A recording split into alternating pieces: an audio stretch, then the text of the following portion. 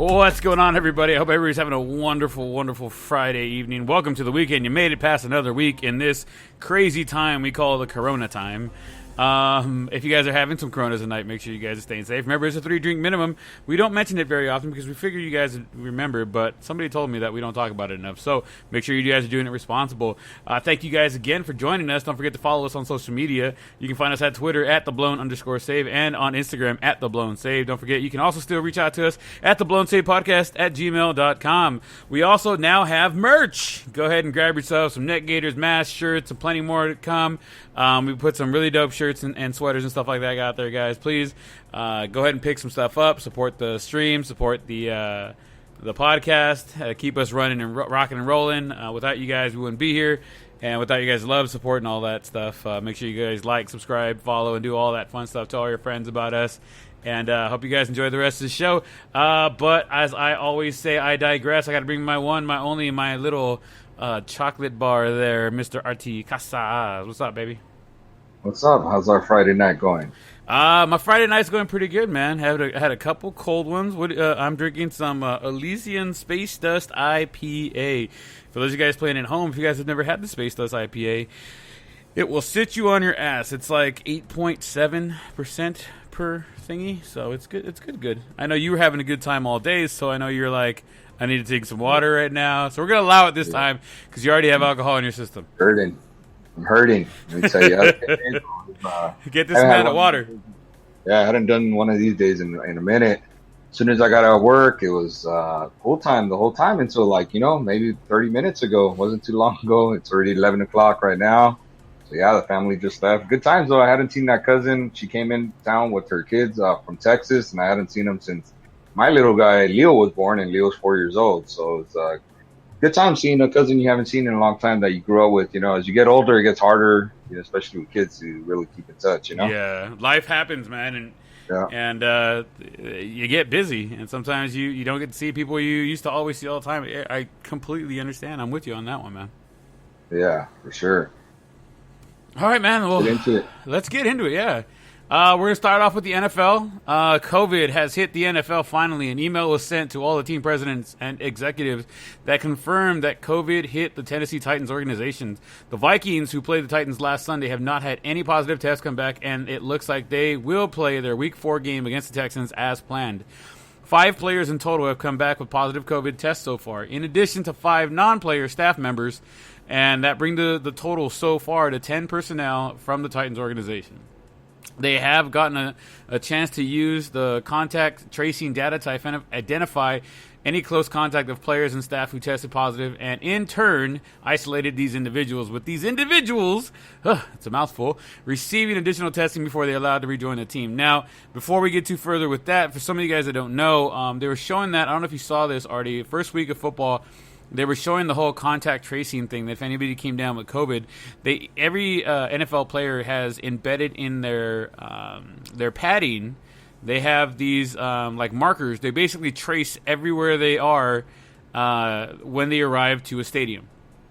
And because they're tracking everybody, they can see who they were in contact with or who they were around for more than 2 minutes, 30 seconds, whatever it might have been. It keeps track of who these people are around. So like right now, let's just say you came down with it. It would be able to see who else was around you. And they were able to do the isolations and doing that stuff like that. So, I mean, I think that's pretty damn cool. I'm sad that, they're... The schedule's getting kind of turned upside down, but they're just basically swapping, what do they call them, bye weeks and stuff like that? They're swapping bye weeks, yeah. Pretty interesting.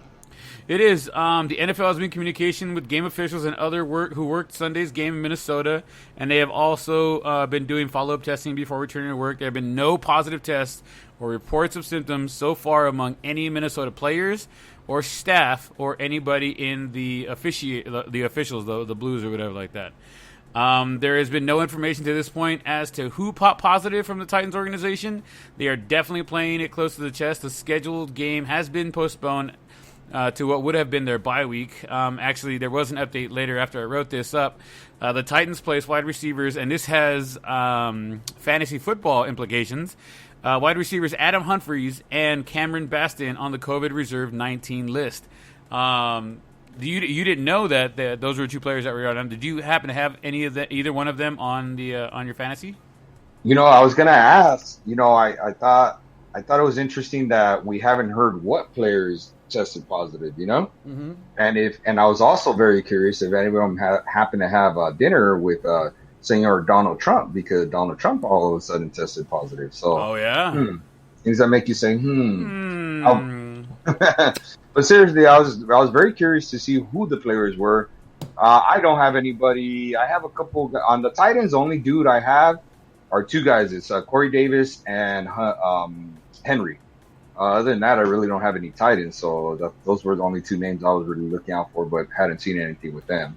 So far, those are the only two names that have come out. And I was talking about the COVID reserve 19 reserve list. I know I was asking you earlier if you knew what that was. Yeah, you said you didn't know.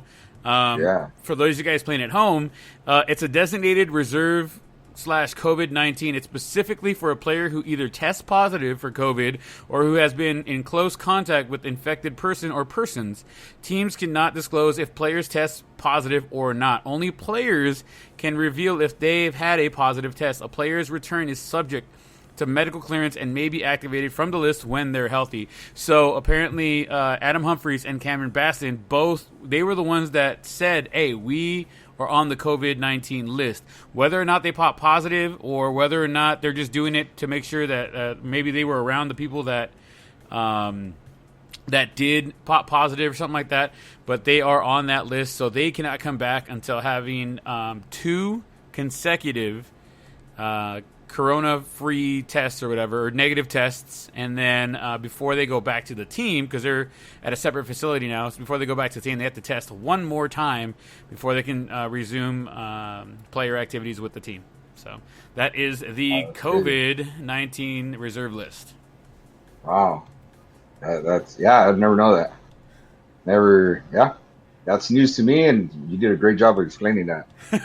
If nobody understands what that is, hit me up. I'll tell you some more about it. But that's the gist of it, actually. So since we're talking NFL and we're talking games, the Broncos and Jets snooze fest happened. Nick Fangio, one of the big things that happened, Nick Fangio, the head coach of the Denver Broncos, directed his team to go straight to the locker room because he was pissed at all the late game penalties by the Jets. When the Jets head coach was asked, he seemed to recognize why Fangio was rushing his team off the field. He even said, I think he was just making sure that we didn't have any kind of melee. It was getting a little heated on the field. The Jets did commit 11 penalties for 118 yards in the game, the biggest penalty coming with a face mask on a third down sack late in the fourth quarter that kept alive a drive that saw Denver take the lead with a Brandon McManus field goal. So tensions were really, really high. The Jets were getting chippy. I mean, even the Broncos were getting a little chippy. It was getting pretty serious. Sam Darnold, who we're going to get into here in a minute, he actually suffered a sprained AC joint in his throwing arm. So I don't know. Did you catch most of the game? I know you were probably watching the Dodger game at the time, but I kind of had both games going. Yeah, I was watching the Dodgers, but I did watch a little bit of it. His run, man, to start that game off was pretty damn good. That was really impressive run. I didn't know he could run like that, Yeah. That to me was one of the more impressive runs. But you're right, it was getting a little chippy. Feels like that turf, right? Like playing at that stadium seems to be an issue, don't you think? Yeah. It definitely takes a toll on your body. Not only the oxygen deprivation for being so high. It is Mile High Stadium after all. But they can't have real grass there. They are on turf. So, there's a few players out there calling for stadiums to get revamped so that they can have actual field and not turf. I saw a quick hit. Somebody said from the 49ers, actually. They commented, they're like, man, people are falling left and right over here because the turf's too hard. Like, you hit the ground, it's like you don't get no help there. When you hit the dirt actually moves, or the grass, it moves. With the turf, all you get is the rubber pellets, and that is not any help whatsoever. Yeah, that's I kind of feel like something's gonna happen again, like what it did with Reggie Bush, where Reggie Bush sued I can't remember who. I know he was playing for the Lions, but he basically slipped somewhere with the Lions and he like tore his ACL or something like that, and it basically ended his career. And then he ended up like suing that stadium and won. Yeah. Well, I feel like something like that's gonna happen. they've revamped the way the artificial turf stadiums work and the padding and stuff like that they have underneath them. But I mean, at the end of the day, it's artificial. It's just a pad. It's like having carpet at your house. You fall on the carpet, it still hurts. You know what I mean? It's Yeah, not as harsh as falling on concrete or something like that, or like falling on wood or whatever. But it still fucking hurts. yeah, exactly. So Yeah, it, yeah, it man. it won't change until somebody makes it change, and maybe bringing back up the what happened with Reggie Bush and the lawsuit. Maybe that starts changing the way people take care of the fields, how they manufacture what the artificial turf's going to be like. Obviously, you can't make it too soft because then that causes all kinds of other problems. But maybe there's a happy medium somewhere in the middle. Yeah, yeah, I totally agree. You would hate to see any kind of like career-ending type of injuries happen, and I feel like if so, that's what's really going to cause it to change is if someone has a career-ending or changing It's going to have type to of be somebody big too. Unfortunately, it's going to yeah, have to be somebody big for that to happen to before they actually make a change like that. In my opinion, I think that's what's going to happen. totally agree for sure. I'm with you on that. So we were talking about Sam Darnold. He did suffer an AC joint sprain in his throwing shoulder on Thursday night's game. While they have not said how much time he will be missing, they will want to make sure he's healthy before he steps into the field again. Artie, do you think that Darnold, I should say, is injury prone? How many games has he actually played in? How many games has he actually played in since coming to the NFL? Since coming to the NFL, in case you didn't know, he has not completed any full season. With 2018 and 2019, he played 13 out of 16 games and scheduled games, and 4 so far this year, and he's already going out. I like rooting for the USC native, but this is definitely not the way anyone saw his NFL career starting. Granted, he is on the Jets, and they do have an offensive line that is very, very lacking. What do you think? Do you think, like we were talking about Ohtani, he's damaged goods now? Right. Sam Darnold just doesn't seem to be able to stay healthy, whether it be mono, whether it be now the AC joint. He was having, ankle problems last year, stuff like that. Or knee problems. What do you think he's damaged goods now? Do you think it's just going to be one of those things? He's going to end up being like a career backup at some point, or do you think he's going to bounce back? I mean, dude, what's just crazy to me is that the Jets lost to a dude that wasn't even in the NFL last week, to a quarterback that wasn't even in the NFL. And not only that, that quarterback threw what, 3 picks? 3 interceptions in like 10 And minutes. one of them was a pick 6, right? Yeah. And they still lost. They still lost, dude. By the way, I know we talked yesterday, and we were talking like, man, did we both pick the Jets? I double-checked right now. We both picked the Broncos to win that game. So thank you, Lord. Oh, we did? Okay. Baby Jesus. We picked the Broncos on that one. Jeez, man. Like, wow. I just can't believe how bad do you got to be, dude, to lose to a quarterback that wasn't even in the NFL a week ago. Like they said, Not only was he not in there a week ago, he also threw 3 picks and 1 pick 6, like you said. Yeah. Like, how bad do you have to be to still lose to that? Yeah, man. That means you're not doing a good job of managing that game. You know what I'm saying? Yeah. And if you can't manage a game like that in the NFL, then you're just not the quarterback that needs to be in the NFL. And what is this? His 3rd year in the NFL? You said? This is his 3rd year. Okay. And yeah, man. Usually you get 3 or 4 and you're out, dude. Like then you're just designated to a career backup. And I get that it's because his running back doesn't stay healthy either. It's because he doesn't have any receivers, blah, blah, blah, blah, dude. But, I mean, it's one of those, how many chances are you going to give this dude, Yeah. I guarantee you, if they stay at the pace they're at right now, the Jets, tell me they don't go after a quarterback in the next draft. They're going to have to because they're not going to have one that's healthy. Right. They're not going to have one that's healthy. They're going to have a really high pick. Because right now they're dead last, I believe, right? 0 They and are. 3. They're There's 0 only and a couple. 4. They 0 are and 4. 0 and Okay. 4. Yeah. Yeah, 0 and 4. So I mean, dude, they're the only 0 and 4 team in the NFL, which puts them at the number 1 pick right now, right? Yeah. So logically, you don't ever take unless you have a quarterback that you really, really like let's say who just took a defensive guy? I forgot who it was. Wasn't it the Broncos? Didn't they just take a defensive guy? Yeah. I Yeah, they forget. just took a defensive guy. Yeah. My thing would be like, look, man, if it's a shitty season in the next 2-3 weeks, bring in the other guy, let him play, let Darnold stay healthy. Next year, draft with your high picks because you're gonna have some high picks. Draft, offensive linemen, build up that offensive line. All you got to do next year is build an offensive line. Darnold will give you something if you give him a little protection. I mean, I watched him for what almost 2 years at USC, and he did work. When he had protection, he did work. He can move, as we saw at the beginning of the game. He can get out of there. He can run. He can move it. Not as fast as I thought he was. I mean, like, he's faster than I thought he was, I should say. But you got to give somebody protection. If you can't give anybody protection, you're not going to do shit. Like, it doesn't matter who you are. You could be Tom fucking Brady, and if you're not protecting him, he's not going to be able to do shit. And all he's going to do is get hurt.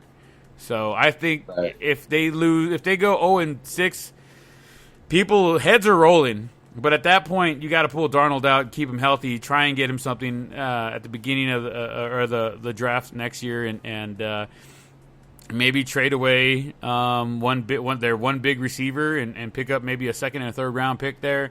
Now you're looking at getting 2-3 linemen and some rookie wide receivers, somebody that can move and groove. I mean that's me. Obviously, I don't run the organization. I'm not a GM, but I think that would probably be, if you're 0-6 at that point, I think that's the way you got to go. Right. Yeah, I totally agree. Because I mean they drafted Darnold to be the quarterback of the future for them. Right. So protect them. Fuck it. Yeah, I'm with you, dude. I'm totally with you on there. I don't know, man. I just don't think he's gonna be that guy in the NFL. Yeah. Like I just don't see it. I mean, like you said, I always root for the local boys and stuff like that going to USC. I just don't see it, man. I just don't see it. I think he's good, but I don't think he's great. And in the NFL, you're gonna have a short leash. Now, the crazy thing for me is it seems like dudes of a certain skin tone seem to get longer leashes than dudes not of a certain skin tone. Well, Because I think you look at Cam Newton. Nobody wanted Cam Newton, dude. And look at the situation the Broncos got themselves in. Jameson Winston would look real good right now in that Broncos uniform. yeah. Kaepernick could probably do better than whatever that dude's name was. Like, I don't know, man. I just think a lot of those dudes don't, because they get pigeonholed into being like running quarterbacks and not game managers and stuff like that. Yeah.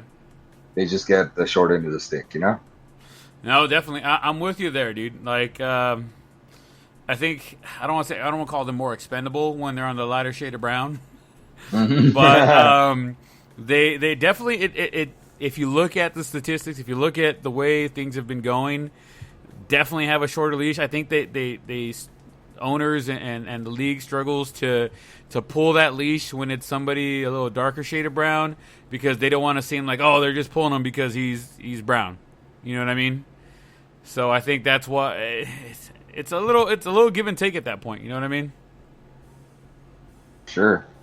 All right. Sure. So a couple of shows ago, I had a Let's Stump the Artie and see where we go. Let's see if I got another one for you this time. I thought it was a really cool little tidbit that I found.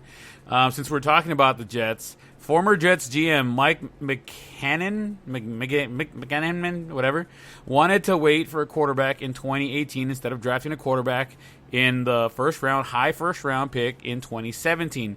Who was the quarterback that they passed on in 2017 to wait for a 2018 quarterback, which ended up being Sam Darnold?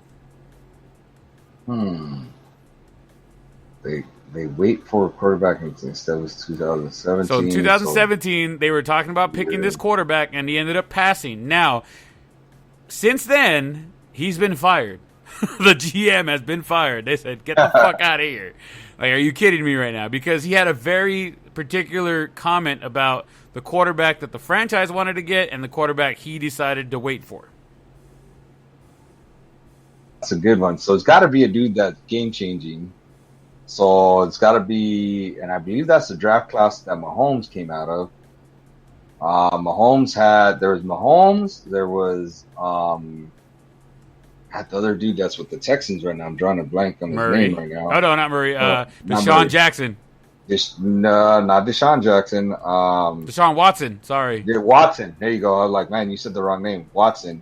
And I think Jackson was in that draft class. He was. Yeah, so it was Jackson, and then the other fool that everybody jumped ahead to was Trubisky. Yeah. So my guess, if it was controversial, I'm gonna go with either. No, you can't give me either. You get one shot here. Who was it? I know, that's what I'm saying. I think it's down to Mahomes and Watson. So I'll say Watson. I don't know why.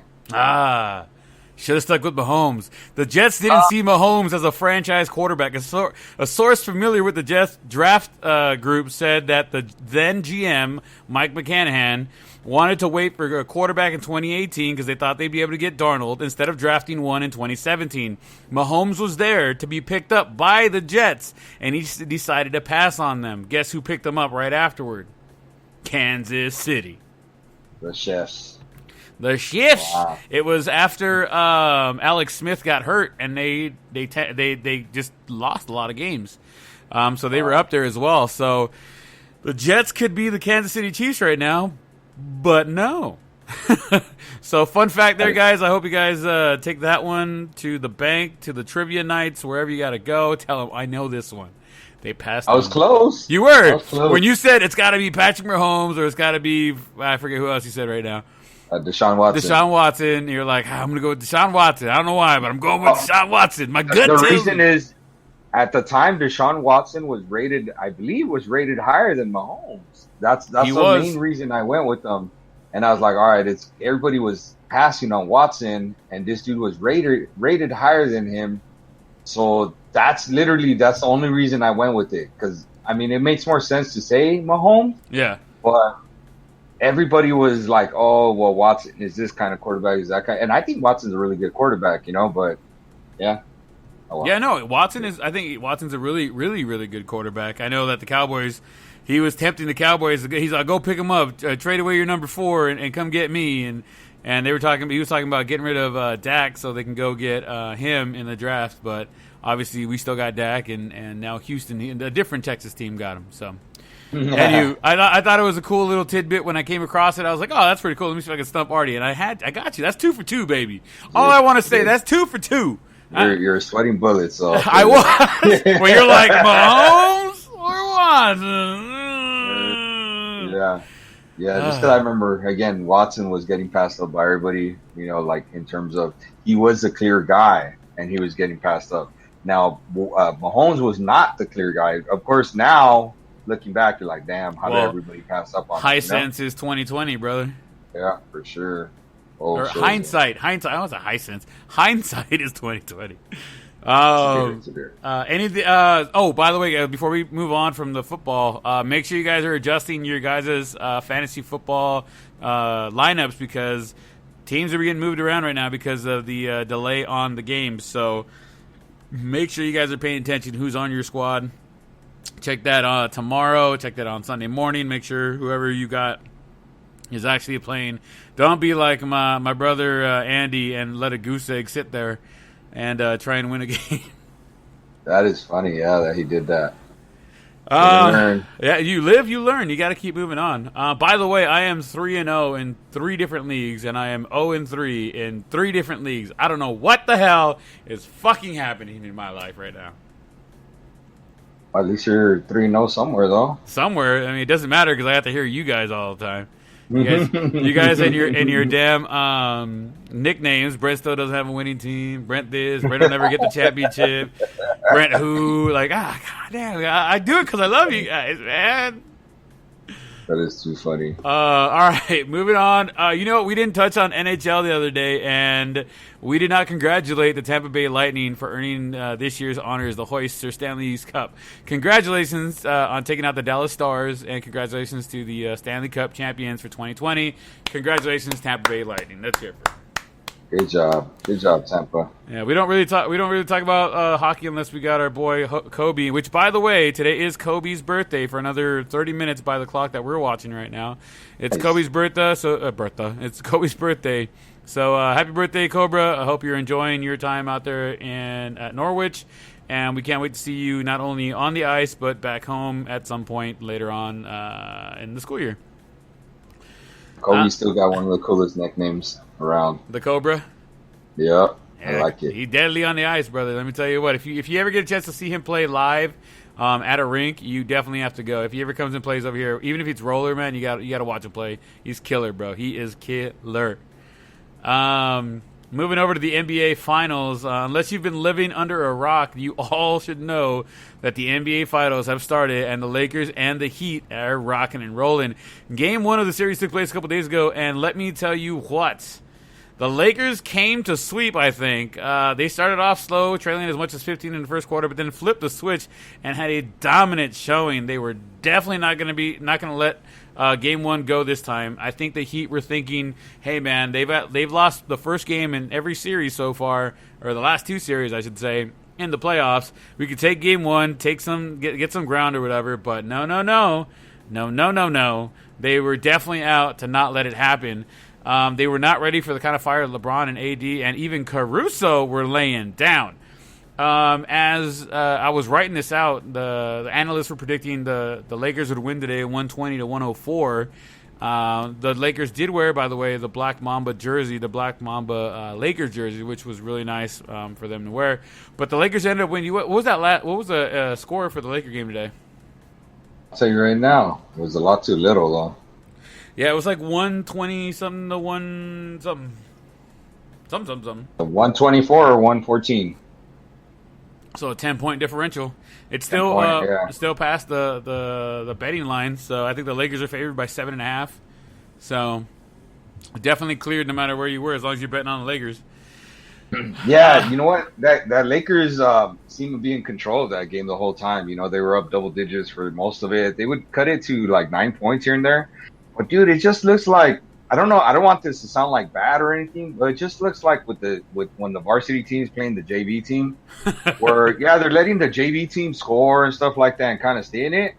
But the varsity team is clearly just dominating, you know, like, and then the varsity team is, on top of that, is catching all the breaks, right? Because like their JV players aren't playing the way they normally play against other JV players, and their JV players are getting hurt because they're going too hard against the varsity players, and the varsity players are just too dominant. You know what I'm saying? Like, that's, other than Jimmy Butler, it seems like the rest of those dudes are JV players playing against a varsity team. Like, the Lakers just look that much better. Their defensive rotation, oh my God, that thing is like a thing of beauty, man. To see them rotate on defense, Yeah. it is just beautiful, man. Beautiful. Poetry in motion, dude. They're shooting, the Lakers are live and die by the three. You know, when they get hot on the 3-point line, dude, hey man, call it a wrap, because you're gonna get your ass whooped, because they are so strong already inside with AD. Like, he just dominates the paint, and then LeBron is gonna get to the paint when he wants to, like through 2 or 3 defenders. But if they are hitting threes and the other dudes are just shooting it up, man, they're unstoppable. They're unstoppable. I agree. I honestly think the Lakers are taking it in 4. I had the Lakers winning in 5, but fuck, the way they look these last 2 games, I don't know if it's going to make it 5. I kind of do, right, for one small reason. One of our neighbors, they want to come over and watch one of the games with us. The only game we'd be available for would be Game 5. Just because Game 4 is on Sunday, they're busy. Game 3 is on Sunday. Game 4 is on Tuesday, which is Rogue's senior pictures. So we're going to be busy. Or they're going to be busy. So kind of want Game 5. I kind of want the Heat to win 1 just so we can go to Game 5. But I think that's going to be it. It's not going to Game 7. There's no way in hell it's going to Game 6. I think 5 is the max that we're going to see out of this series. I don't see LeBron fucking it up here. Knock on wood. Yeah. All the Laker fans are like, shut the fuck up. Don't say nothing. We still got 2 more games to go. But hey, if they sweep it in 4, then they sweep it in 4 and we call it a day. Yep. They call it, what were they calling a gentleman's sweep? Yes. And I sent you that link of Kendrick Perkins talking about like LeBron and talking about how dominant of a postseason has been. He's like, look, LeBron did this, and that. He had a gentleman's sweep, and blah blah blah blah. He had a gentleman's sweep. And I'm like, damn, dude, he did, huh? Yeah. He's like, this is by far the toughest road LeBron's had to the NBA Finals, and they're making it sound like it wasn't a big deal because that's what LeBron does. He's all he makes it look like it was not a damn big deal. He's all, but you guys always talked about, oh, in the West he wouldn't be able to do it that easy because all the teams are over there in the West and blah blah blah. And he's all, he comes over here to the West. He has 1 year where he gets hurt and things aren't quite clicking for him and blah blah blah. He's on, what does he do? He comes back with the vengeance and he just shuts up all the haters. He's all, he came in, he got the number 1 seed. He's like, what else you want? He had the number 1 seed. He set career highs in assists. He's still logging 33 minutes a game, which is up in the top 10 of the NBA. He doesn't worry about load management like Clippers and blah blah blah. You know, he's on, and all he does is get gentleman sweeps in the playoffs, man. Gentleman sweeps every time. Mm-hmm. He's on. You guys still can't give him the respect he deserves. He said it perfectly. He's I'm not saying he's the greatest to ever play the game. But I'm saying he belongs. He belongs at the dinner table with Kobe, Jordan, and all the great ones. He's at the same dinner table with them. Okay, I haven't heard it in that described in that way. He's at the dinner table. Absolute 100% can't argue with it, dude. I'm with you 110% on that one. Mm-hmm. I agree. He's at the table. Yeah. And then I don't know who it was, but someone else was talking about how LeBron might. I don't know. It's going to be real hard, but he might have the greatest NBA career when it's all said and done. And, personally, and I agree too, personally, Jordan does not have the greatest NBA career ever. To me, the top 2 NBA careers are Bill Russell and Kareem Abdul-Jabbar. Absolutely. Like, they have the greatest careers. Now, Bill Russell played in a different era, and they didn't have all the accolades that they have now, like first team all NBA, first team all defensive NBA, blah, blah, blah. But Kareem did. So that's why he has all those accolades and he has the most all-star game appearances. But if they had those back then when Russell was around, or even, Russell didn't shoot the 3, but still, they didn't even have a 3-point line most of his NBA career, then he would easily be up there talked about more in terms of the greatest NBA career, right? So because he didn't have all those accolades or those, I guess those catchy names and stuff under his belt, he had championships, though. He has 10, 9 as a player and 1 as a player coach, right? Yeah. So to me, they have the 2 greatest NBA careers, right? But they're primarily focusing on Kareem, and they're like, when it's all said and done, he's gonna rival Kareem for the greatest NBA career. He's got 4 MVPs. Kareem has 6. Could LeBron have had more, and maybe they just didn't want to give it to him because they got bored of giving it to the same guy? Yeah, sure, I could definitely see that. Kareem had 5 NBA titles. LeBron will have had 4 with this one, and I believe he will have either the most or the second most finals appearances ever in NBA history. Because it's either him or Russell that have the most appearances. I forget who has. But LeBron has the most NBA postseason wins, points. He's second on assists and dude, most minutes. It's crazy, dude, to see all his numbers that he has in the NBA. Not to mention in the postseason, let alone the regular season. I'm with you. I mean, you're preaching to the choir, man. Like you said, I have always said that he's great. LeBron is absolutely amazing. When people say, "Oh, he's the greatest," it's subjective, I think, to an extent. Mm-hmm. I think that to me, growing up, we got to see Jordan play.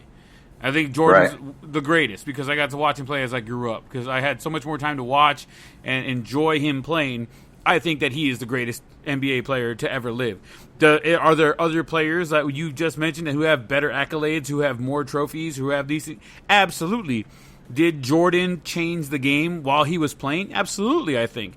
But so did these other players. These other players all changed the game in their own way while they were playing. LeBron, everybody now, like the new generation, LeBron's the best, LeBron. Like, dude, okay. You guys didn't get to see Kobe play. Like, you guys maybe saw the last little bit of Kobe when he was, breaking down, and he didn't get the chance to really show him. You didn't really get to see him win his 5. You didn't get to see it. You know what I mean? You didn't get to see the struggles. You didn't get to see that. So, like, Kobe is the best. But it's a huge argument going back and forth. Like, who's the best? This guy's the best. That guy. I love the analogy that you just used, where the greatest of all time are all at a dinner table, and guess what? LeBron definitely has his seat there. Absolutely. Yep, there is no. Sure. I don't want to argue about who's better here, who's better there. Well, they had better competition. These guys lived during this time. Jordan played when there was nothing but all-stars playing the game, and Kobe played during this time, and LeBron. Forget it all. They're all great in their own right, and they all sit at the same table. Yep, I agree. Fucking A, bro. You couldn't have said it better if I had made it up myself. If I hadn't written it down, damn. Or if I had written it down, I'd be like, damn, that's pretty delicious right there. God damn. All right. Well, I got my seat at the virtual parade, so let's do it. Let's do it. Do you think they go in 4 or do you think they get in 5? What's your gut tell you? My gut tells me that if they have if they come out and they wear the black jerseys in Game 4, it's not going to Game 5. Oh no! Let me tell you something. You know what I'm saying? Like, yeah. If they come out and they're not going to lose, and they haven't lost wearing those black jerseys. Yep. And they said I heard some of their interviews today. They're like, it feels like when we put these jerseys on, that I think it was AD said that. He said it feels like when we put these jerseys on, like we can't lose. We need to make sure we don't lose because we put these jerseys on for Kobe. Yeah.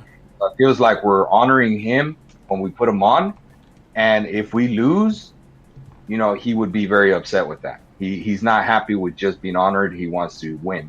That's what it feels like. It motivate. I forgot the exact words he used, but he said it really well. And I'm like, man, I didn't realize they hadn't lost with those jerseys, right? So I don't know how it is when they choose the jerseys to wear them and stuff like that. But let me tell you, I feel like they're gonna wear them on the day they think they're gonna close it.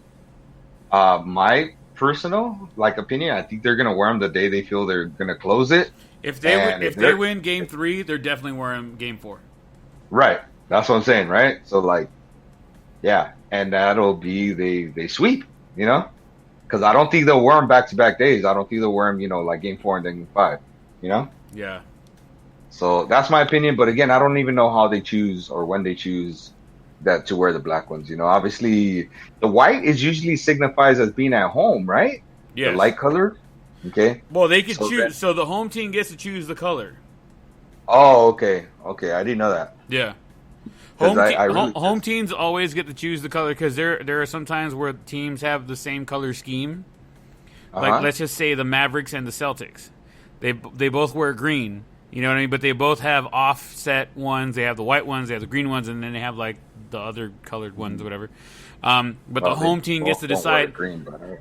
Yeah, the home team gets to decide. Like, hey, we're gonna wear these green, or like for the Lakers, we're gonna wear the gold ones, or we're gonna wear the black ones. So as long as they're the home team, they get to decide this is the one we're gonna wear.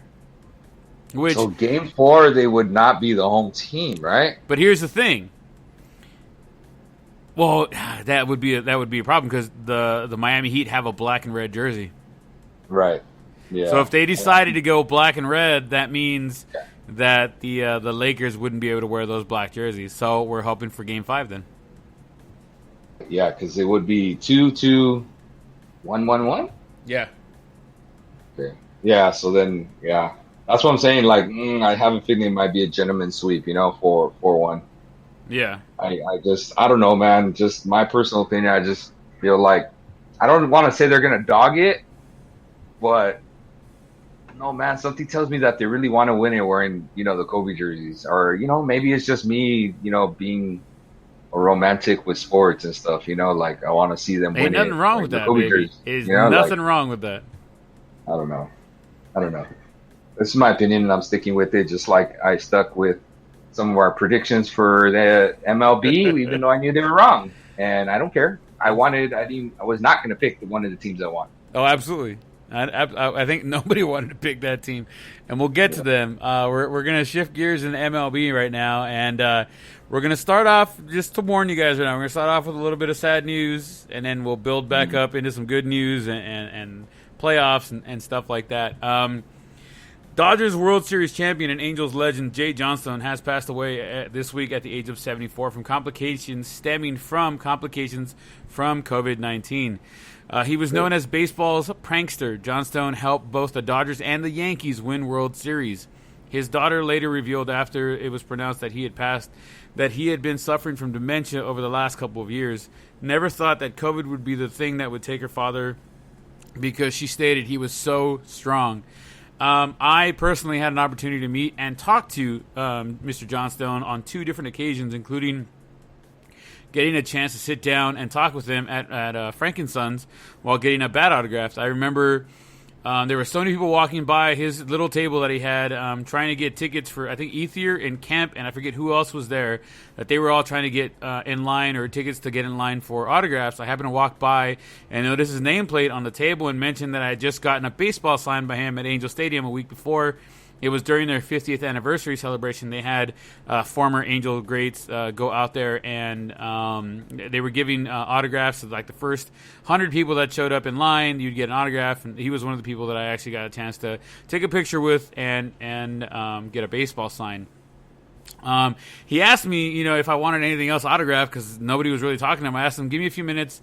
I went and picked up a baseball bat in one of the booths that was there. I went back to this table and he asked me to sit down with him, and he signed it, whatever. And it's pretty awesome. As people kind of watched us, they walked by. I saw a few people asking themselves who he was, and I jokingly said, "Oh, he is just the 2-time World Series champion. Jay Johnstone played with the Yankees, Dodgers, and Angels." I remember him kind of laughing about it, and he on the bat he signed it, 2-time World Series champ, 78 and 82. I was kind of happy because people kind of started crowding around his table and asking for his autograph after that. I took a photo with him. I lost the photo because my computer, where I had the photo, took a shit, and I didn't have it backed up. But I will always remember him smiling when I recognized him, and his kindness for having me sit down with him while he kind of signed my bat. Rest at ease, sir. Rest at ease. Heaven has earned a new prankster and an angel in their ranks. I still remember sitting down with him, and it was just so funny because like everybody just kept walking right by him, and he was just kind of sitting there, kind of looking at everybody walk by, and I kind of looked over, and I didn't recognize him at first, man. Like I said, I saw his placard, and I was like, "Oh shit, you're Jay Johnstone!" Like I met you like a week ago, and he kind of looked at me. I'm like, "Oh, Angel Stadium, I got a ball sign. I got in line, and I was one of the first 100 people, or whatever." He's like, "Oh man, right on. Like, do you want something else signed?" He also had like copies of his book and whatnot, and I was like, "Oh yeah, let me go get a bat and let me go do this."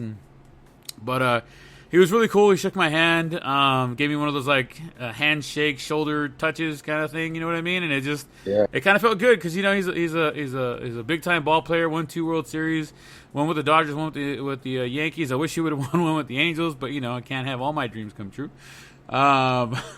But yeah, man, it kind of hit me a little bit, in the feels when I heard he passed away, and even more so because it was COVID, and then I didn't even know that he was fighting dementia. Yeah, man. So that's crazy, dude. That's sad. It's just sad. But I mean, he got to experience things that a lot of us never will get to do. I mean, you got to look back and just think of like, okay, man, take some of the positives. It just sucks that he went away. Man, I mean, he's 74. I mean, I guess not like, 84 or 94, but he still, lived a full life. He lived a pretty full life, and he lived, more than enough, more of a life than some people could ever dream of, Absolutely, man. And that was a great story. That's a really cool story. It made me think of real quick, like when you said about losing a photo, like, man, I think the ones I regret the most is I remember meeting Mike Tyson in the airport, and I know I took a photo with him. And for the life of me, I can't even tell you where the heck that photo is. But, especially, because he's supposed to be fighting. Is it this weekend against Roy Jones No. Jr.? They moved the fight to November. Oh, November. Okay. Yeah, dude. So like now that he's been in the limelight again, I'm like, damn, dude. It always makes me think, where the hell did I put that damn photo? Like, I have no clue, no clue. But I still remember taking him, meeting him, and talking to him. And good little story I could share with you about how it worked. Yeah. So the way it worked was, I think we were coming back from my very first baseball road trip that I ever went on. It was with my dad and my best friend Toño, right? And we were coming back from Pittsburgh because we flew into Baltimore, went from Baltimore to DC, then DC to the New Yorks to we went to go see Cooperstown, and we got to see Pittsburgh, and I feel like I'm missing one other stadium that we got to see, but I'm drawing a blank on what it is right now. Is this on one of your yearly baseball meccas? Yeah, I feel like it's become every kind of 5 years now type of thing, the older I got it. Kids, yeah, with the kids. But I've gone on 3 of them, so that's why it kind of feels like, every 5 years now. Yeah, and it was on the very first one that I went to. So on the way back, we were on the same flight with the dude that used to fix up the cars, the rapper. What's his name? Ice-T? Oh, no. Exhibit. Exhibit, yeah. So Exhibit. So everybody was kind of chasing down Exhibit for like autograph as soon as we got off the plane, right? But when we got off the plane, we had a little bit of a layover. We're in Vegas, and to the right hand side, I was like, I think that's Tyson. But this was Tyson when he was nice and fluffy, right? And I told Toño and my dad, I think that's Tyson over there. Like, he was just chilling, him and one other dude, a buddy of his, right? Mm-hmm. And Toño was like, hey, well, you knew his son, right? You covered him in high school back when I was a sport, because I think I was still a sports writer at the time. Uh-huh. And he's like, his son. So why don't you, that you're in, dude, why don't you go talk to him about his son? Maybe, he'll want to talk. Maybe he'll want to know, blah, blah. And I was nervous as hell, right? Uh-huh. So because he was far too, and nobody was near him, so it was hard to tell if it was him or not. But he had the tattoo on his face, so you're like, man, I think it's gotta be him. Yeah. So then every step I got closer, I felt more and more, oh, it isn't. So sure enough, I just walked over. Hey, how you doing, Mr. Tyson? Blah blah blah. I said, my name's Artie Costas, big fan, this and this and that, and just wanted to come over and say hi. And I said, I thought, I have some information. I thought you might, I don't remember how I approached it, but basically, hey, I just thought you might like to know. I said, I'm a sports writer, and I covered your son at the high school level, and he played for Beckman High School for football. I said, I don't know, I've never seen you at any of the games there, so I wasn't sure if you knew. Man, he's a pretty damn good little running back. And he's, oh, is he? He's, you talking about Diamato, right? And I was like, yep, Diamato. I said, yeah, man, he's a good little running back. He, his problem is he doesn't stay healthy. He seems to get like turf toe one year and this and that the other year. I said, but I heard he's playing junior colleges, and some of the smaller colleges are looking at him. He's, oh man, he's all, thanks, I appreciate that. He's all, his numbers. I said, you know what? I think he rushed for 1,000 yards his sophomore year, and then he didn't quite reach 1,000 yards, but he had some big games of like over 200 yards rushing a couple times. I went to go see him. He's like, oh, cool, blah blah blah. He's like, is he really good? I said, well, yeah, he's pretty damn good. If he stays healthy, he's built just like you. I said, well, maybe you when you're a little younger. And he laughed, right? So then that was it. And then Toño came over, and Toño's like, hey, you think we could get a picture? So my dad, I think, took a picture with me, Toño, and Tyson. Nice. And again, I can't even tell you where the hell. I have pictures from that trip, but I cannot tell you where that damn picture is of Tyson, me with Tyson. You know what I'm saying? Yeah. So makes me think of your Johnston one, but yeah, man, may he rest in peace. And yeah, dude, that was a great story on your part, man. Great. So that was one of the better stories I've heard you tell. Looks like we lost another fellow. We baseball did. guy, huh? Tonight, as I was waiting for you to jump on, news came across that Hall of Fame Cardinals pitcher Mr. Bob Gibson has died at the age of 84 after battling pancreatic cancer for more than a year. Not too much other information do I have right now, because it literally happened or they announced it at least maybe an hour or two ago. Yeah, I saw that. So 2020, you definitely suck some more.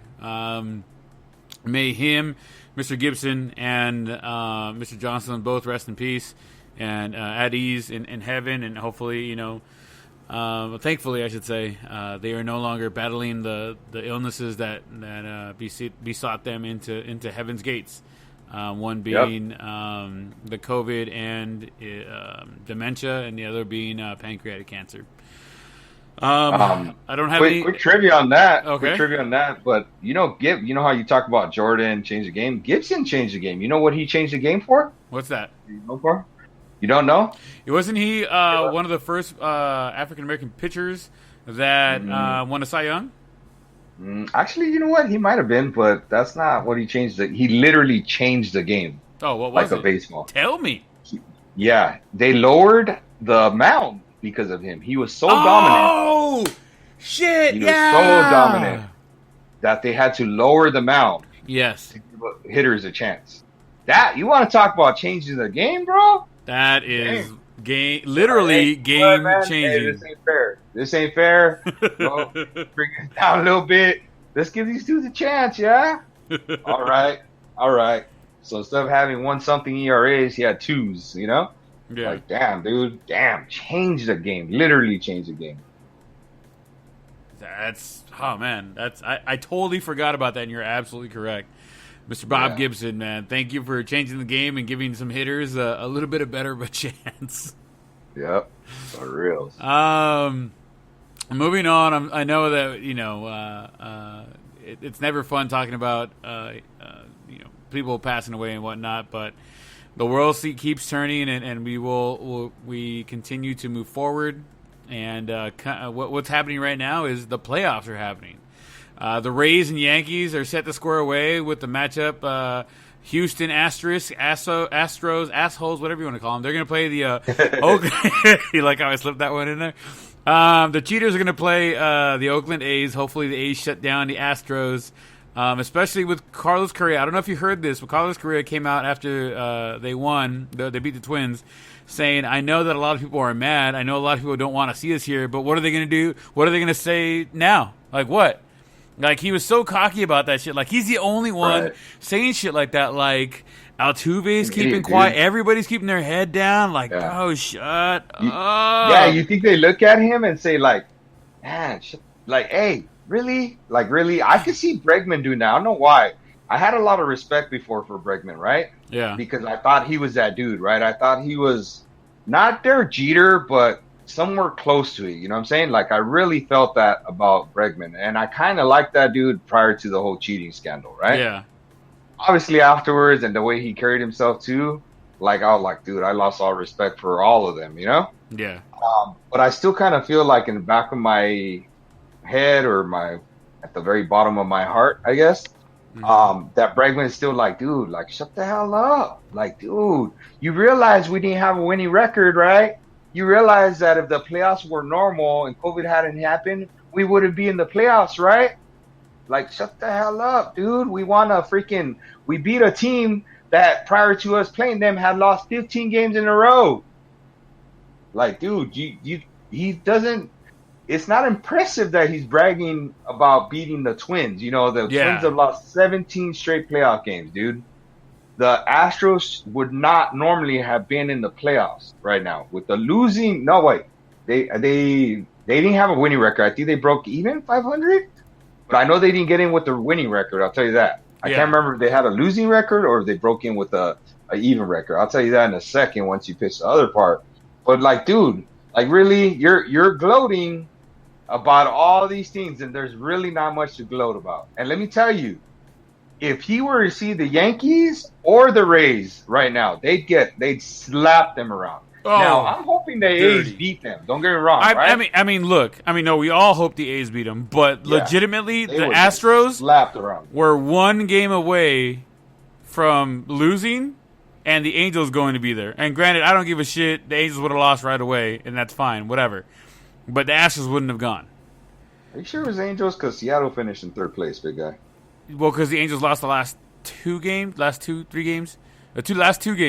Because they won a game and the Astros lost the game, and then the Astros lost the game. And if the Angels would have won the game, they had the tiebreakers on both those squads. But then the Angels Bro, lost the game. That sounds like more of a long shot, man. It was like a 2% chance. It was a 2%, but it was there. I have a feeling Seattle had a higher percentage there. No, we had the tiebreaker against Seattle. Yeah, but I'm saying, like, we still had the tiebreaker. We would have ended up with the same record as Seattle had we won out. Right. Anyways, but it's one of those. It's one of those. I always got to figure out a way. You're not convincing me looking at this. I get what you're saying, but it could happen. Seattle was close. It could happen. All right, it could happen. Anywho, we're talking shit about the Asterisks, the Astros, the assholes, the cheaters of the world. Yeah, man. I think they get slapped around by the Yankees or the Rays. They got really lucky to be put on the side of the bracket that they're on. They seem to have gotten a lot of damn breaks. They did not finish with their winning record. I just checked. They went 29-31. I mean, dude, come on. And you're gloating? Like, don't be an asshole, Carlos Correa. I mean, come on, Oakland, please slap them around. I don't want to see it's 5-game series. I don't want to see 3-1, bro. I want to see 3-0 skunk. Like, skunk them. Slap them around hard, you know? I mean, granted, whoever wins the Rays or the Yankees, I think, is going to beat the Oakland A's, but still. I do too. Spank their fucking ass back to fucking Houston and tell them to shut the fuck up already. Right. And I would have liked to seen the Yankees and Rays match up in the ALCS, not the ALDS. Yeah.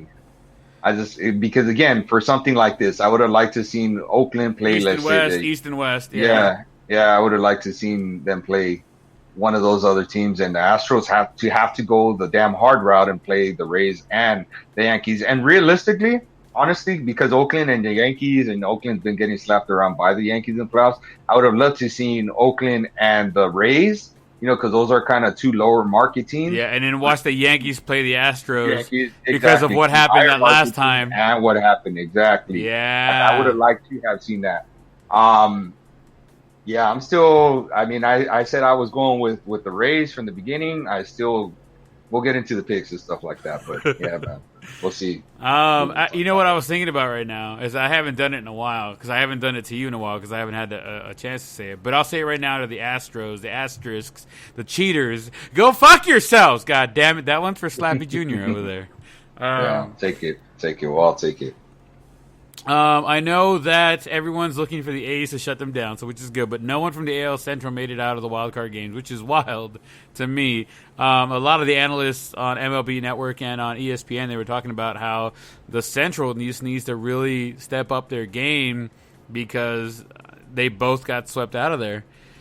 Maybe shortened season, maybe whatever you want to call it, why they're not there, but shit happens. We'll see next year when we got a full season finally. Thank God. Hopefully. Please. Lord and Savior. Moving on to the NL.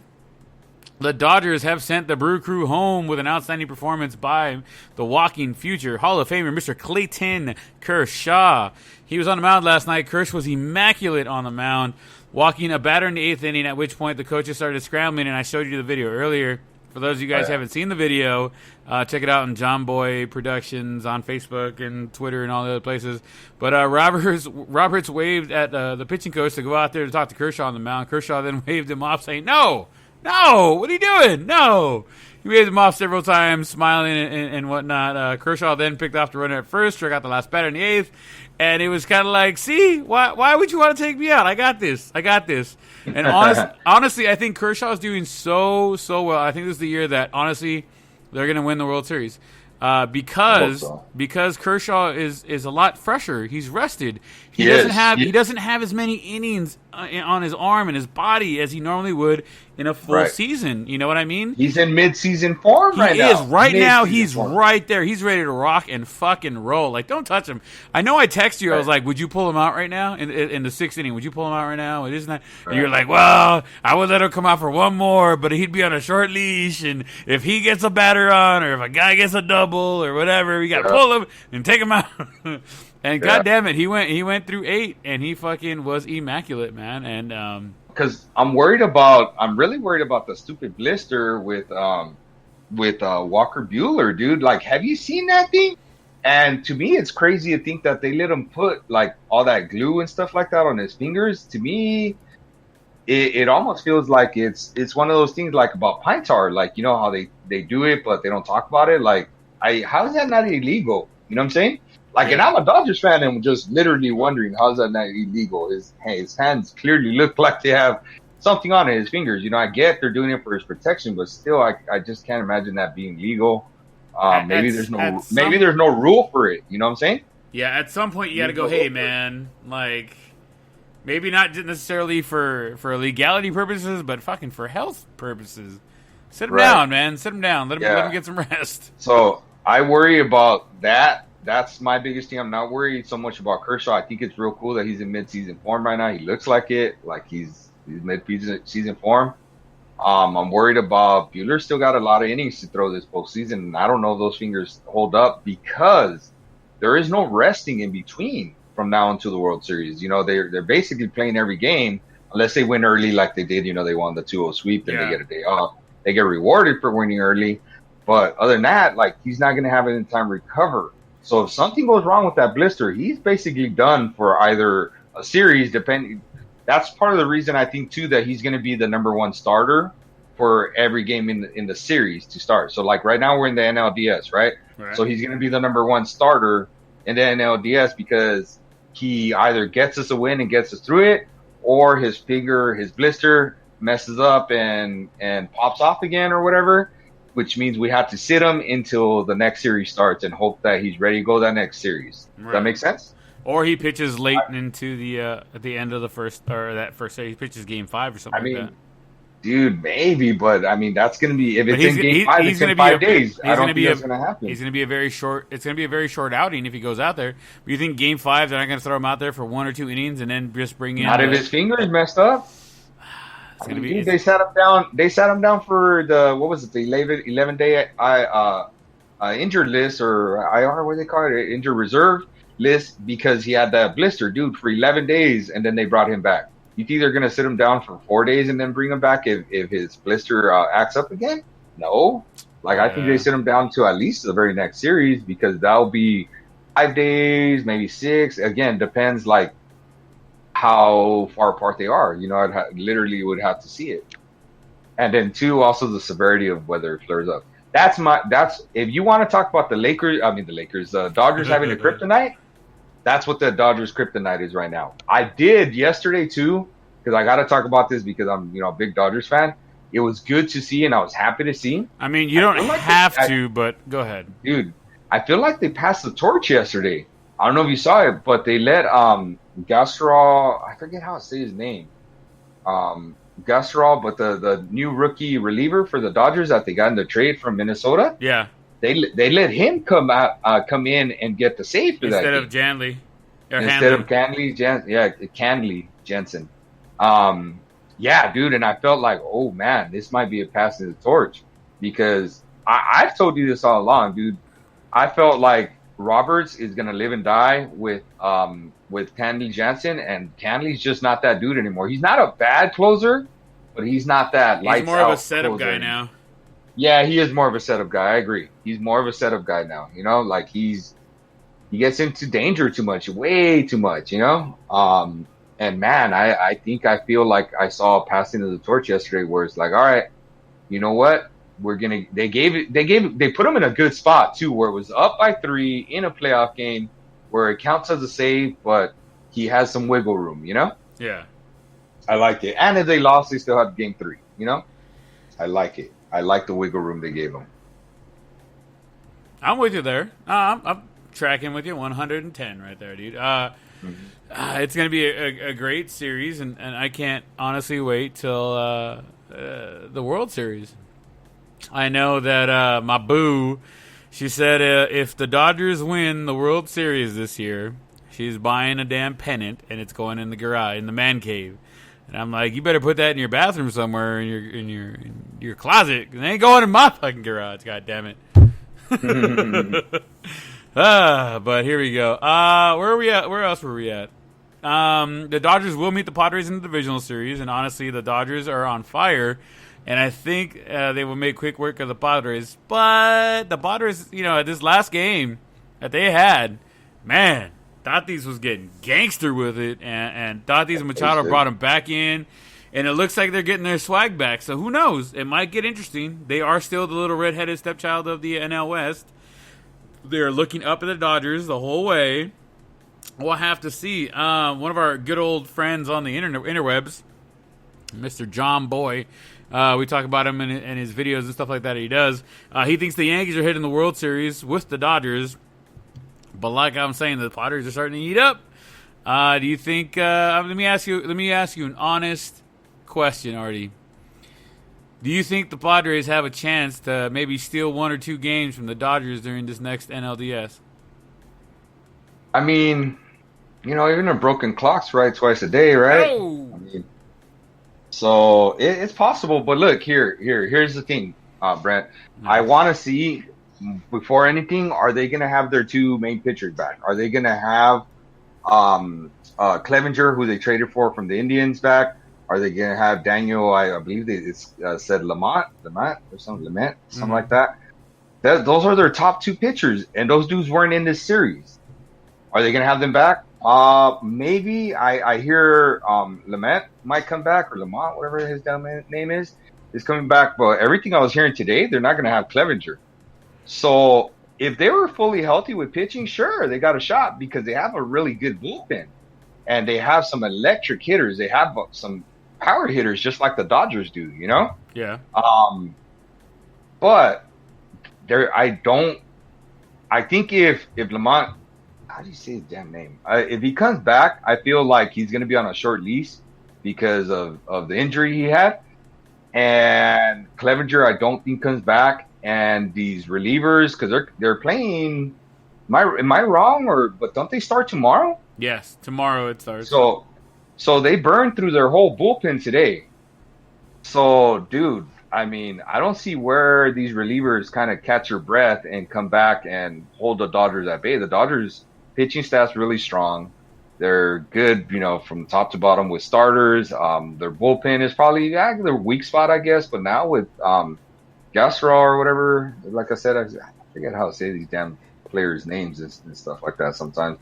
But I feel like now the tide has shifted a little bit, and the hitters are gonna hit. The Dodgers hitters, like these dudes, it's like they take turns. All right, whose turn is it to have a big game? And no matter what, Mookie, they have quality at bats. Solid, fucking solid. Mookie quality at bats. They have quality at bats, player after player after player.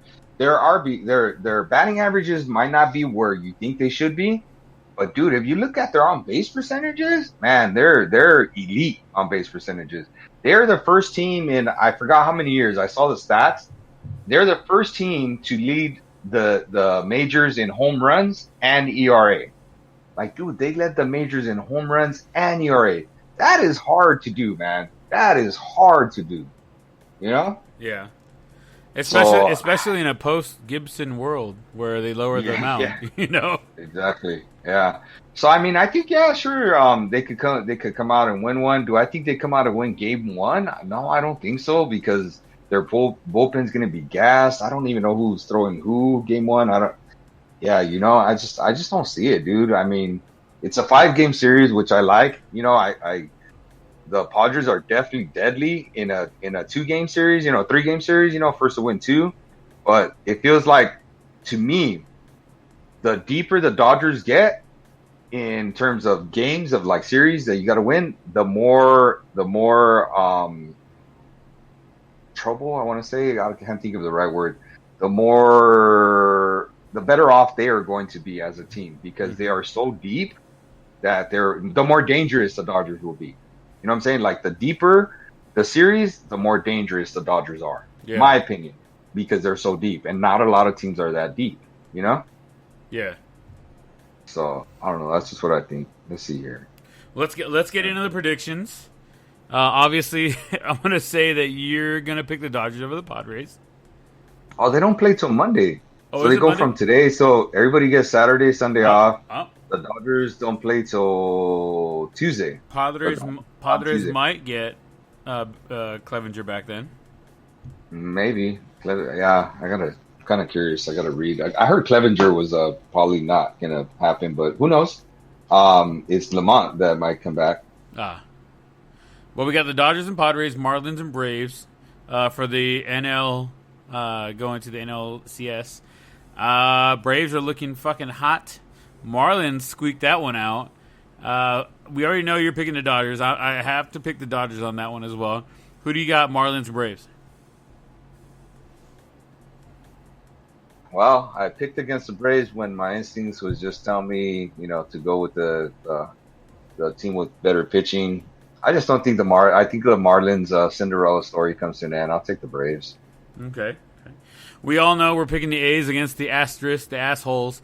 Right. So now we're back. Now we're down to the Yankees and Rays. We're basically picking out who we think is going to go to the World Series. I think I like the Dodgers and Yankees, but I also like the Dodgers and Rays. But who do you think is going to win between the Yankees and Rays right now? Damn, the Yankees have been hot with the bats, dude, and doing enough with their pitching to keep them in the games. But I'm still taking the Rays, man. That was my pick, I think, before this all started, when me and you started doing this, and I got to stick with I just got to stick with my horse. I got to take them. I just think they're dangerous. Also, too, wow, you know what? I think the Yankees are catching a break that they're playing the Rays in a short series. Because again, I think the Rays are better in a long series, and I think the Yankees are better in a short series. I know that doesn't make sense, even though I'm taking the Rays, but that's really what I think. That's why I think, I feel like if the Yankees get past the Rays, the Yankees are in the World Series, right? Yeah. Because they're catching them on a short series. I think either one. I think either the Yankees or the Rays, whoever prevails there, I think they're beating the A's or the Asterisks. Right. So, but I'm still gonna go. I'm just gonna go with the Rays, dude. They have two dominant pitchers, and if they're able to set them up 1-2 again, those dudes are nasty, man.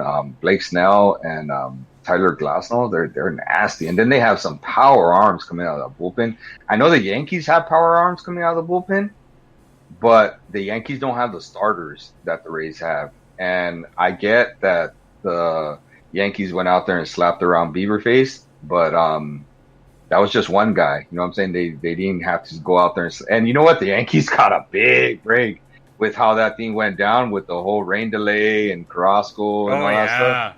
Oh, geez, Louise. I just don't see.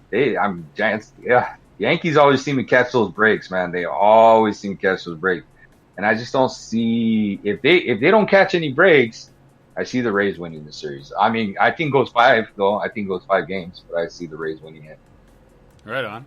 All right, so final predictions right here for the World Series. I'm going Dodgers, Yankees. I love the Rays, but I think, like you said, the Yankees get too many breaks. I'm gonna go Dodgers, Yankees. Who do you got? I know you're picking the Dodgers, obviously. Who do you got in the American League? I'm taking the Rays. Like I said, I'll take the Rays to represent the American League for sure. All right, guys, it's not unanimous, but guess what? You can take the Dodgers to the bank all day long, twice on Sundays. So make sure you guys put your money on the Dodgers. We'll see where the rest goes. By the way, MLB has said that they will allow fans at the World Series and the NLCS. About 11,500 tickets will be available for the games at Globe Life Field in Arlington, Texas. MLB has not gotten approval to sell tickets at the ALCS in California here in San Diego. Tickets are already on sale, and they are starting at $450 a piece. The reason I know that they're starting at $450 a piece because I said, fuck it. Let me see what 2 tickets will be to a World Series game, maybe 1, 2, because, those are always the cheaper ones. And $450 is where they start, and you got to buy 4 before you go. You can't buy 2. You got to buy 4. So I don't have that kind of scratch, so we're not going to the World Series unless somebody would like to donate a couple tickets for me and the artisanal chocolate here to go out to the World Series to commentate from there and hear our opinions. If you're out there, wandering millionaire, billionaire person that finds us, hey, we'd be more than happy to go. Am I right, Artie? Oh yeah, for sure. Oh yeah. For sure. Yep. I was just looking right here to see about the what the injuries were. So Lament was a bicep discomfort. That's why I think he might have better shot. Clevenger was dealing with the elbow strain, so that's a little worse. But they both threw today, and their manager said there's a possibility they'll be around for the NLDS. Clevenger came out of his throwing session saying he felt he was feeling great. Elbow strain. I've had an elbow strain before, and those are tricky, man. I think the bicep discomfort is something that's more likely he'll be able to pitch through, but the elbow strain, even if he does pitch through it, in terms of like, okay, hey, we're gonna give it a go in the NLDS. That to me is something that could easily get like triggered again real quick. So I'm not too worried about Clevenger. And you know what, Lamette, the crazy thing is his numbers were filthy, man. Filthy. He had a 2.09 ERA with 12.13 Ks per 9 innings. That's crazy good. Clevenger was nice too, though. He had a 3.02 ERA. Both of those ERAs were better than anybody the Angels had. Well, just saying. But yeah, 2.09, that's crazy, dude. I didn't know his numbers were that good, you know? And his strikeout rate was that high. And that's the guy that I think is actually coming back to play the Dodgers. But the good thing is they're both right-handed, and the Dodgers tend to do much better against right-handed pitchers than against lefties. Right on. Well, you got our predictions, guys. I think that's going to call it for the night, Artie. Unless you got something else, anything that's popped up in the news while we were talking? Nah, that's it. We covered it all. Outstanding, sir. Out freaking standing. I know you got to get up early tomorrow. I got to get up at a decent hour, I guess. Oh, yeah, today. It's now Saturday, guys. If you guys are playing along with us on a Friday night, we are now in Saturday. So happy good morning, Saturday morning while you guys are listening to this. As always, we can't go anywhere and do anything without Artie's patented send-off. Mr. Artie, may I have you tell the listeners good night? Yep. Make sure we learn from what happened to the president today, and we wear our masks, wash our hands, and be safe out there, folks, because I'd like to see you sometime. Absolutely, guys. Thank you guys all for joining us. Don't forget you can follow us on social media, on Twitter, on Instagram. You can email us. We got a website dropping off soon. We are actually going to do a special live broadcast in the next coming week, so make sure you guys are following us on Twitter and Instagram and all that other fun stuff. Make sure you guys are hitting up the Teespring website, checking out some of our merchandise. By the way, Artie, have you picked up any of the shirts yet? Going to pick them up tomorrow at some point tomorrow, because I was waiting and then I just got caught up, the end of the week and stuff like that. And I just got paid yesterday. Yesterday was the first of the month. As teachers, we only get paid once a month, so yay, I'm ready to roll. There you go. I do have something special for you tomorrow. I can't wait to see you rocking the ball cap. I rocked it today at work, and everybody was like, "Hey, man, that's a sweet looking fucking hat." And I was like, "Well, thank you." So maybe we'll do a special run of hats. We got to kind of order these special made. So if you guys are interested, let us know. Let Artie know. Let me know. And once you guys see pictures of it, me and Artie wearing them, maybe you guys will want a couple, and we can order them, and then we'll see where we go from there after that.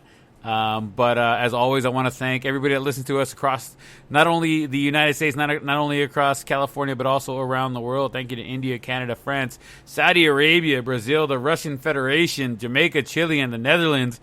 Thank you guys so much. We appreciate your guys' love and you guys listening to us. I know most of you guys probably out there being soldiers, Marines, Air Force, Navy, whoever you guys are that are listening to us. We do appreciate all the love that you guys are listening to us.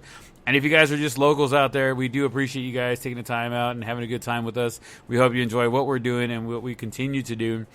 Here in the States, thank you to Moval, Los Angeles, La Puente, Frisco, Texas, I should say, Washington, Virginia, El Segundo, Fontana, Ontario, Riverside, Dallas, and everywhere else you guys are using a proxy server. Thank you guys so fucking much for loving what we do. We enjoy it. I absolutely look forward to every Friday night having my beer and my conversation with my brother here, Mr. Artie Casas. Sir, thank you so much for tonight. I know you had a busy night and we started a little late, but fucking hey, man, was it a great show, and thank you very much. You have a great night, sir. See you in a couple hours. Absolutely, man. See you in a couple hours.